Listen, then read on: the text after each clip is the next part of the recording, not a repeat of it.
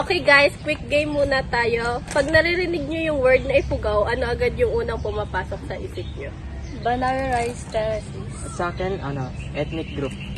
Yung background sa PPT nyo pag history yung topic.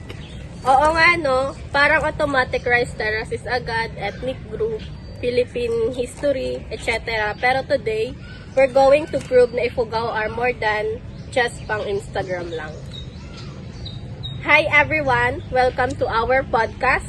I'm Jetrina. I'm Leslie. And I'm Elias. And I'm Curie Da Vinci. Today, we'll talk about the history, belief, tradition, and how Ifugao culture changed over time. So, relax lang kayo. This is not your typical boring lecture. So wait, saan nga ba talaga sila located? So, the Ifugao people live in the Cordillera under ng administrative region sa Northern Luzon. And of course, syempre nandun yung sikat na Banawe Rice Terraces, diba? Yeah, honestly, pag nakita mo siya, mapapaw ka talaga. And it shows how organized and skilled they are before pa magkaroon ng modern technology. Also, their name Ifugao is believed come from the word Ipugo, meaning people of the hill. So, meaning people of the mountain sila ganon in the best, stronger way. So, honestly, pag nakita mo talaga siya in person, mapapaw ka talaga. Hindi na siya filter, in real life talaga siya. And imagine this, over 2,000 years old na siya, pero tayo halos nahihirapan pa din mag-build sa Minecraft. True. Sila nga, mountains yung binibuild nila. And wala din silang ginamit na equipment like bulldozer, walang cement mixer, and pure manual labor lang and genius planning. Now, let's talk about their beliefs kasi dito, mas malalim natin siyang ma-appreciate. So, before colonization, may sarili na silang spiritual system. They believe in many gods and spirits. And one of the main deities is Kabunian, the sky god. And then, for them talaga, nature is sacred. Hindi lang siya background scenery, kundi may spiritual presence ng mga deities nila. And before sila magtanim ng rice, di ba may ritual silang ginagawa? Ganun. Yes, these rituals are led by a Mumbaki. Parang spiritual leader or priest sila. Imagine mo, bago ka mag-start mag-work, may full ritual muna. Like tayo nga minsan, sabi natin, Lord, ikaw na bahala. Then tapos na, go na. So, pero sa kanila, rituals are serious talaga. It's about respect and asking for guidance. And rice for them is so sacred. Hindi lang siya pagkain, it represents their wealth, status, and blessing. And they have bulul, yung carved wooden, yung figure na parang nag-guard sa rice. Parang rice bodyguard. Bodyguard. Kaya. Oo, pero symbolic siya. It represents protections and abundance sa mga magsasaka. Punta naman tayo sa mga traditions and daily life ng mga Ifugao. So, their traditional clothing is hand-woven and for women is wear tapis and for men is wear wana. And hindi random yung mga designs nila. Each pattern has its own meaning. And yung ibang mga patterns, may nagpapakita sila ng mga social status. Like, before, may social class din sila. Diba? Yes, like yung kadangyan, the wealthy class. And wealth was measured in rice fields, gold and pigs. So, technically, kapag marami kang baboy, mayaman ka. Sana ganun pa rin, no? Pag madami kang pig savings, mayaman ka pa din. Pero seriously, livestock was a big sign of wealth and power. So, their houses called bale are elevated from the ground. Very smart design. It protects from flood and animals. And then, yung music sa kanila, yung very important din yung sa kanila, di ba? They use the gangsa or the flat gong na kanilang tinatawag sa kanilang music. Oo, tapos kapag may mga celebration, ganon, may mga rituals, may mga music sila, tapos mga sayaw na ginagawa. And their culture is very expressive through sound, clothing, and movement. Kaya, very important talaga yun. So, now let's talk about naman change because change is inevitable. And during American colonization, education and Christianity were introduced.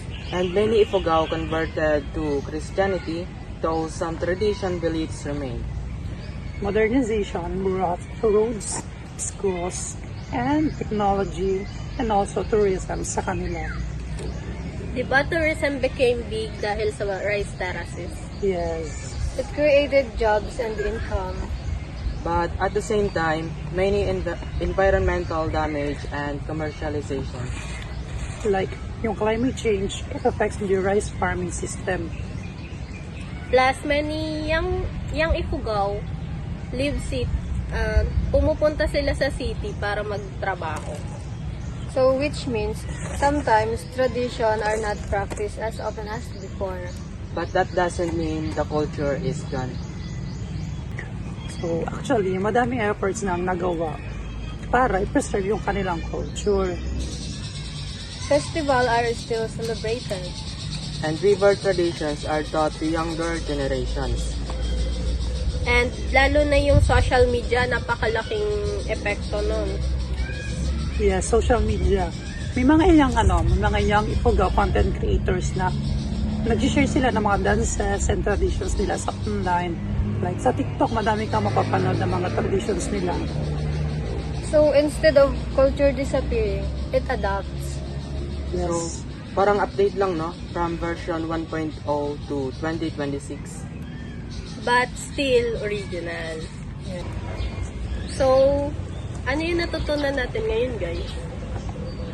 Resilience. Imagine surviving colonization and modernization. So, ang natutunan ko is we need to respect for nature. Their farming system is sustainable. It's very helpful to us. And also, napaka-strong ng identity nila. Hindi nila hinayang ma-erase ng pagbabago yung kanilang identity. And maybe we can learn from that. Progress doesn't mean forgetting the roots. Yes, dapat hindi kinakalimutan kung saan ka nagsimula. So next time you see Banawe Rice Terraces, Remember, it's not just static photos. It's a history covered into mountains. It's identity built through generations. the Ifugao are not just part of textbooks. They are living culture. Still adapting. And still aspiring. Thank you for listening.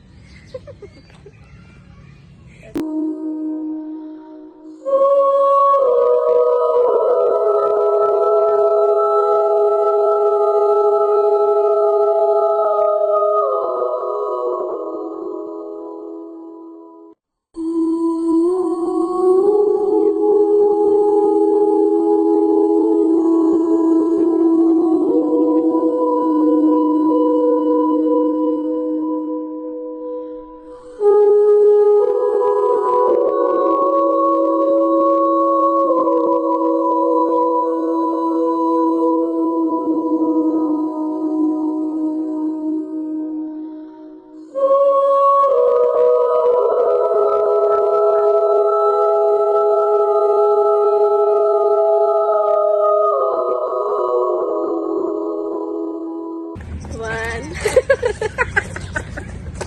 Nakawin ito. Lahat. Sige, may giniligit sa mukha. One. Bakit ba kayo namatawa? Ano Hindi ang ko alam nakakatawa? kailan. Pag nahiling ko mo kanina sa mukha. One. Pag normal ka lang, ako pag ipigro. Ganda naman ang muna na. Ulitan na yan. Kumukoy Ulitan na na. ginilig. Ulitan na. Ikat na lang. Ikaw ulit. Hangos. Mag-ano ka na. One, promise. 1, 2, 3. Ubusan daw ang hiritan mo. Tama na. Naalala ko si Ani. Ito mo na yan. Ikat na lang. Cut mo na lang. Yung sa airplane natin yan. Maribok ang airplane. Hindi susundo na kay daddy. Hindi ko kayo gusto.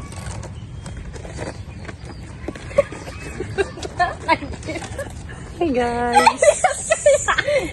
Kaya na ka nagilin yung kanilya. Lagi, nagpupugal giriton. May ikaw yung natapos.